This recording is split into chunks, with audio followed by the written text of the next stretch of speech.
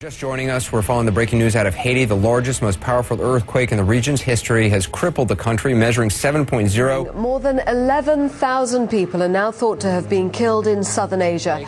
Magnitude 7.9 hitting Japan. The meteorologist on the air, we're experiencing very strong shaking.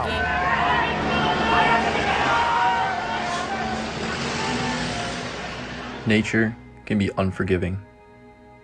Over 160 million lives are affected by natural disasters every year, from which 60,000 do not make it out alive. Because of climate change, there are more and more natural disasters every year, while our time to detect them has remained minimal. People often only have seconds of warning before disaster strikes, and in some cases, there isn't even any warning at all. But it doesn't have to be this way.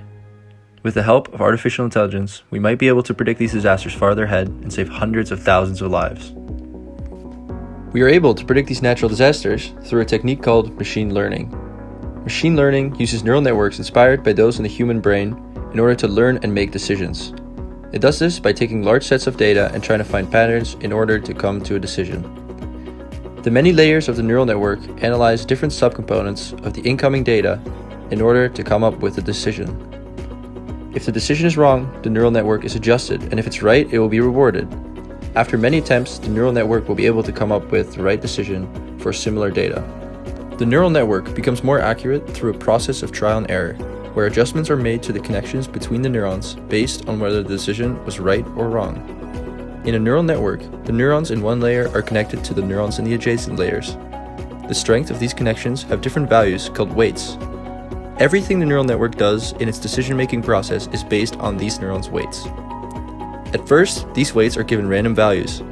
By training the network through lots of examples, these weights are adjusted until the neural network becomes able to make the right decisions. To make things clearer, let's take a look at how this technique would be used to help predict earthquakes. Firstly, we need an input. This would be the vibration and sound data gathered by listening to the ground. The output of a neural network would be whether this vibration was caused by unimportant factors, such as city life, or in fact the beginning of an earthquake. All of the neuron layers in between the input and output will classify the data and look for specific patterns, such as, for example, frequency and amplitude.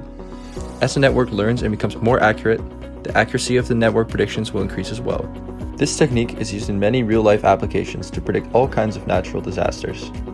For example, in North America, machines are being used to read sounds of tectonic plates, where in Japan they use satellite imaging to look for patterns in cloud formations and predict possible hurricanes. One of the main barriers for accurate predictions has been that there are very few indicators as for when a natural disaster will occur. This is where artificial intelligence is able to make a massive impact.